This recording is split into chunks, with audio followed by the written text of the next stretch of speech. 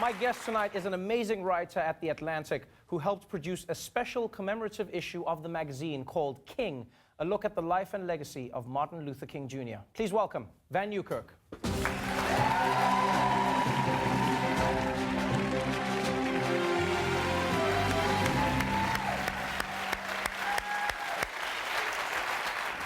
Welcome to the show. Thanks for having me. Man, I've been a fan of your writing for so long. You touch on so many different topics, you know, from Black Panther through to racism in America, the Second Amendment. One of the more interesting conversations that I got started because of your writing was specifically about teachers being armed. And you argued that in its very essence, it goes against the Second Amendment. Why would you make that argument? Yeah, so the Second Amendment is supposed to be this thing that protects people from the government. The whole entire ethos of it is you get people, you give them guns, and you give them guns so they can build a militia to protect themselves against tyranny. Right. And so you have teachers who are state agents, right, paid by the state, who are taking care of our kids, who have sometimes done bad things to those kids, and you're giving them guns. So especially in Florida, you have a guy who was known to use the N-word with his students and was suspended for doing it. You give that guy a gun. Right. For what? That's the tyrannical government. Yeah. I never thought of that as an idea. I go, like, but you know, it's one of those ideas where people go, like, this seems like a good idea because everything leads to more guns. You go, like, just give the people more guns, and then it solves the guns. Because if everyone has a gun, then I guess it means no one has a gun. I don't know how it works. Well, I give my gun a gun. Yeah, you give your gun a gun. That's the most important, because guns don't kill people. Right. People kill people. What about guns killing guns? I don't think a gun has killed a gun. I saw that in a movie once. The gun shot the gun, and the gun. Yeah. No one talks about gun-on-gun violence. You have an interesting way of looking at the world, and this issue of The Atlantic, I think, looks at Martin Luther King from so many different places and through so many different lenses, which I really found interesting. Martin Luther King is one of those figures in America that I've always felt is mythologized and oftentimes misunderstood. And it feels like you've captured that in this article. Why did you think it was necessary to have an entire article about Martin Luther King Jr.? So what we want to do is challenge people. You know, we want people to read every single article in this issue and come away thinking about something new. Right. Something they had never thought about, something they never even fathomed about Dr. King. And what that does as a whole is so many times politicians bring up, or people who have an agenda bring up Dr. King. They quote the dream speech. They do the same thing, okay? He wants us to live in a colorblind society where our kids can go to school together. They quote this one part, but they don't quote the part about him being against the Vietnam War. They don't say his speech, his letter from Birmingham jail, where he talks about the white moderate, and nobody asks themselves, am I the white moderate? Right. So everybody now is pro-King and not racist, but nobody's reading King now for how to be anti-racist. It's interesting that you say that, because there was a specific article or piece of it that connected with me, written by you in this, and it was specifically about the idea of Martin Luther King and his assassination. And you say here, in the official story told to children, King's assassination is the transformational tragedy in a victorious struggle to overcome. But in the true accounting, his assassination was one of a host of reactionary assaults by a country against a revolution, and those assaults were astonishingly successful. Yeah. That's an interesting point of view, because many people feel like Martin Luther King being assassinated was the beginning of the great journey that got black people to where they needed to be, and you're arguing that it ended a revolution that was starting. How do you prove that, or why do you believe that? So I remember when I was in school, and I had a teacher who told me straight up that the civil rights movement was victorious, that we won, that we won. And what I could never reconcile was, how did we win if Dr. King was assassinated while protesting? How did we win the civil rights movement? How are we victorious if while protesting for higher wages for sanitation workers in Memphis, he was assassinated and his poor people's movement was derailed? So I always want to revisit that point. So when I wrote that essay, I was listening to Nina Simone's song, Why the King of Love is Dead. She wrote it 3 days after he was assassinated. And she's talking about, will the country stand or fall?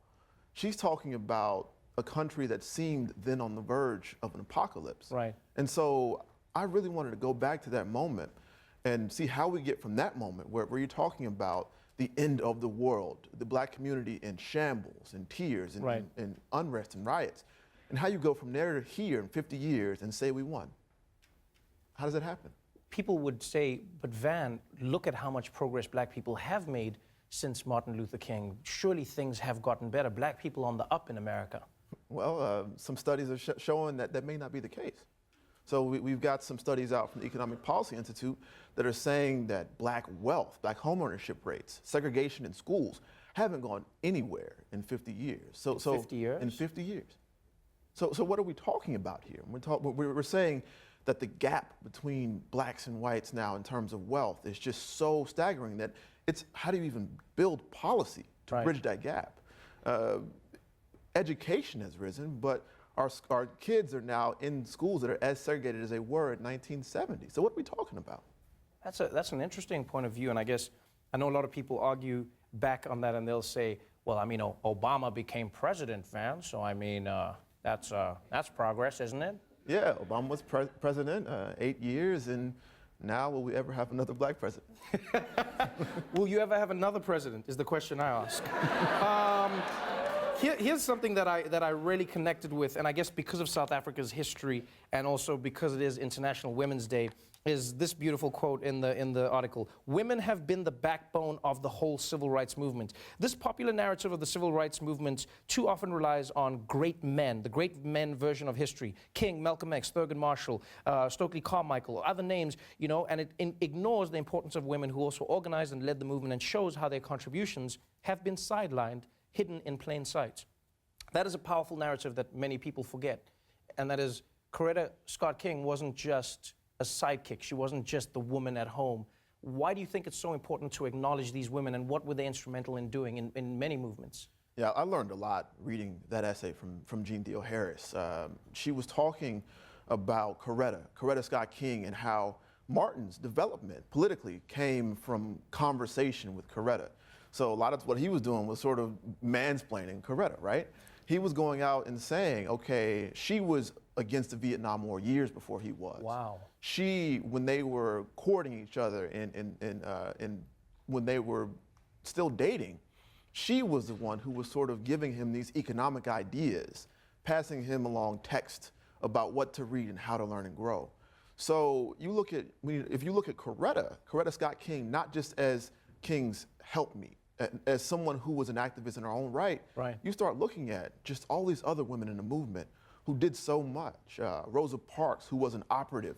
We're taught in school that she was a tired old lady who sat down. She was out there, she built the same organizing structures that actually King relied on when he was doing the boycotts. Wow. Those were built by black women against sexual assault. That's powerful. The same things, yeah. And so when you look at these stories, how do you think it plays out? Because Martin Luther King exists in a place where some people use him to stage a protest, and others go, we should use him to sell trucks in America. Everyone sees him in a different light. If Martin Luther King were around today, from what you have read and what you've learned, like, how happy do you think he would be? Would he think people have reached a mountaintop?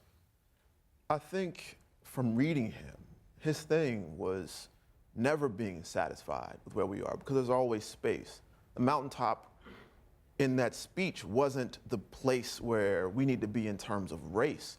The mountaintop was having the vision to see where we needed to go, and I think that vision was that the road is everlasting. Right. The moral arc of the universe is always bending towards justice, and we bend it.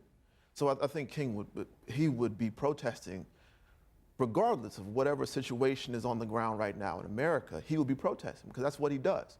That's what an activist does. They were always agitating. And so that's what I want people to take away from the magazine, is that his activism was always agitating, was always moving forward and progressing. And you see in the last year of his life, before he was assassinated, he sat down and thought, how do I move this forward? And he came forward with the most ambitious program to fight poverty, to fight militarism, and to fight racism across the globe. And that was King.